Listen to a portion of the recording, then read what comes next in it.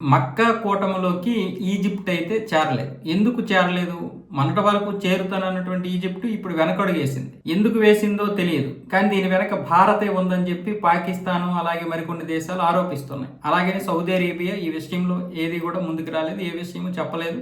Bharat Saudi Arabia సంబంధాలు ఇంతకు ముందు ఎలా కొనసాగాయి అలాగే కొనసాగుతాయి అని చెప్పి సౌదీ అరేబియా అయితే చెప్పడం జరిగింది. కాకపోతే ఇప్పుడు యుఏఈ వచ్చి భారత్ మధ్య కొంచెం భారత్కి సౌదీ అరేబియాకి కొంచెం కయ్యాలు పెట్టేటటువంటి ప్రయత్నాలు అయితే చేసింది. దానికి భారతదేశము ఏ విధంగా తొందరపాటు పడకుండా అందరితో మంచి సంబంధాలే నిలుపుతోంది. అయితే ఈ విషయం సౌదీకి కూడా తెలుసు. మరి ఈజిప్ట్ ఎందుకు చేరలేదు అనే విషయం మీద వస్తే ఇప్పుడు పాకిస్తాన్ భారతే వెనక నుండి నడిపించినటువంటి కథ వల్లే ఇప్పుడు ఈజిప్ట్ చేరలేదనేది ఒక అపవాదేసింది. దీనికి అంతర్జాతీయ నివేదికలు కూడా ఏం చెప్తున్నాయంటే 1956లో ఈజిప్ట్కి భారతదేశం చేసినటువంటి సహాయానికి బదులుగా ఇప్పుడు ఈ యొక్క మక్కా కూటమిలో చేరలేదని కొంతమంది అంటున్నారు. 1956లో భారతదేశం ఆనాటి సూయజ్ కాలువ హక్కుల కోసం ఇజ్రాయేల్, ఫ్రెంచ్, మిగతా బ్రిటిష్ వీళ్ళందరూ కూడా ప్రయత్నాలు చేశారు. ఆ సమయంలో భారత్ వాళ్ళని వ్యతిరేకించడమే కాదు, అవసరమైతే మేము రంగంలోకి కూడా దిగుతామని చెప్పి హెచ్చరించడంతో అప్పుడు వెనక్కి తగ్గాయి.